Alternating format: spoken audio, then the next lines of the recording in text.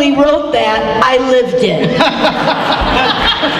And when I tell people that the world has changed, people think I'm talking about a generational thing.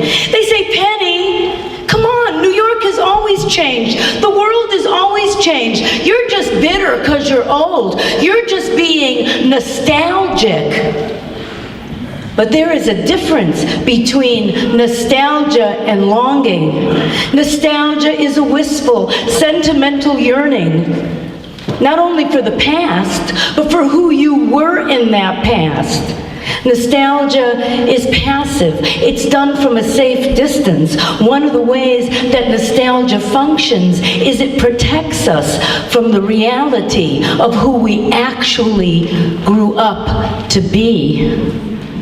Longing is a persistent sense of loss that attaches to ourselves, our history, our values, our desire, a desire that is not material.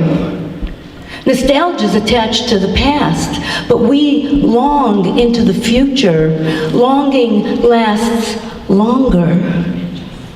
There is a gentrification that happens to neighborhoods and cities, but there is also a gentrification that happens to ideas, and that is how New York City has gone from being the city that never sleeps to the city that can't wake up! New York City's in a coma! It's in a sugar coma!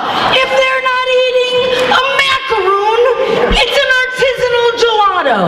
If it's not an artisanal gelato, it's a cotton candy mojito. And if it's not a cotton candy mojito, it's probably a cupcake. New York has gone from being the Big Apple to being the Big Cupcake. There are 100 cupcake shops in a 10-block radius of my apartment. People are staggering from one cupcake shop to another. A trail of cupcake crumbs across the city. The cupcake is the narcotic of these new infantilized beings. These people want a cupcake the way I want a cigarette. These people want a cupcake the way I want a joint. While the cupcake may look innocent, the cupcake is malevolent. The cupcake represents what Hannah Arendt called the banality of evil. The gentrification of a poor neighborhood always starts with a cafe and always ends with a cupcake. The cupcake represents conformity, self-absorption, selfishness, just like the middle-class values and middle-class manners that have invaded every single fucking corner of New York. Those middle-class manners, those middle-class values, just like the cupcake, they hide the brutality of their entitlement. Being a fascist collaborator has never tasted so sweet. But no, Penny, wait! That's not fair! There are so many different kinds of cupcakes.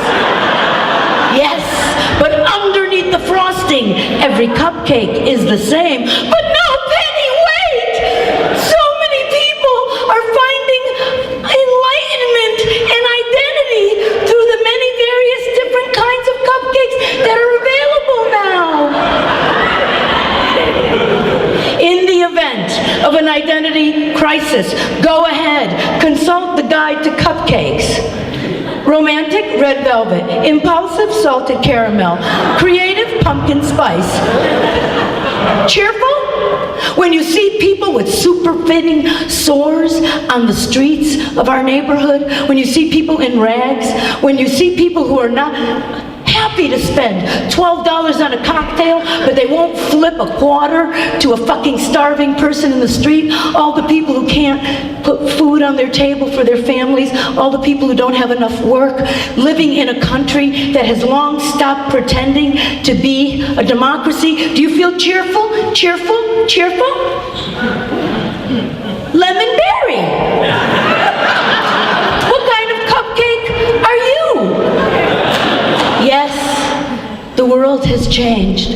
But this change is different. This is a change that destroys authenticity. This is a change that erases history. This is a change that creates cultural amnesia. And out there, the wounded spirit of New York cries out. And we are filled with longing. Thank you.